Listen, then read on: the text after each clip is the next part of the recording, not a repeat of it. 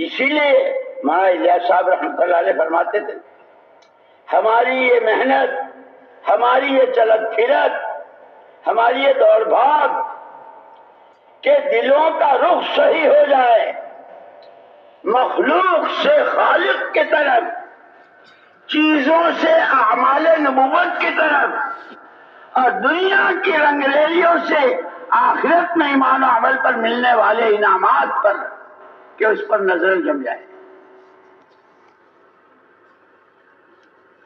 اور اللہ کا شکر ہے جب کام شروع میں ہوا بڑے حضرت کے زمانے میں تو سوچ بھی نہیں سکتے تھے۔ ایک جماعت بھیجی تھی حضرت مفتی کفایت اللہ صاحب رحمۃ اللہ علیہ کے ہاں مولانا الیاس صاحب رحمۃ اللہ علیہ نے، اور ان سے یوں کہا تھا کہ وہ بہت بڑے عالم ہیں، جو کہیں یاد رکھنا اور آ کے مجھے سنانا۔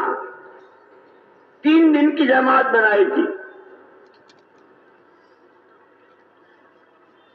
پہلے جن کو بھیجا ان سے یوں کہا تھا کہ یہ بات سوچیے، قرآن میں، حدیث میں، سیرت نبی میں اور صحابہ کی زندگی میں ہر آدمی جان اپنی، مال اپنا، اور 3 دن کے لیے اپنا گھر کاروبار چھوڑ کر کے اللہ کے راستے میں نکلے۔ تو پہلی مرتبہ جب وہ گئے بتانے کے لیے تو حضرت مفتی کفایت اللہ صاحب رحمۃ اللہ علیہ نے فرمایا تھا اسے کرے گا کون؟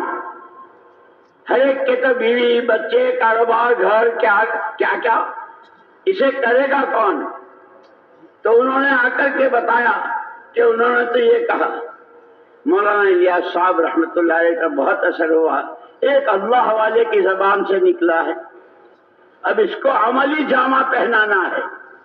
پہلے تو وہ نظریے کے طور پر فرمایا تھا کہ ہر امتی اپنی جان اپنے مال کے ساتھ۔ 3 دن کی جماعت تیار کی، اور وہ بیچارے ہمارے سیدھے سادے میوات والے مولانا الیاس صاحب رحمۃ اللہ علیہ، ان کا بڑا احسان، وہ کہتے تھے ان میواتیوں کا مجھ پر بڑا احسان ہے۔ خیر،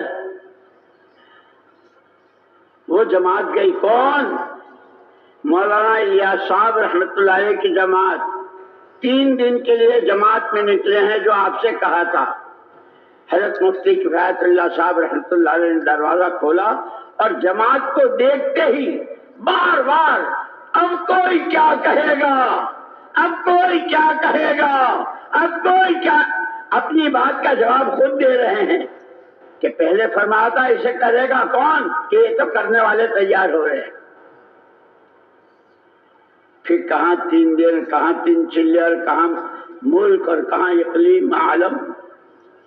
اسی لیے کہ ہمارا کام اخلاص اور استخلاص، اللہ کا نام اللہ کے لیے، اللہ کا کام اللہ کو راضی کرنے کے لیے، پوری یکسوئی کے ساتھ۔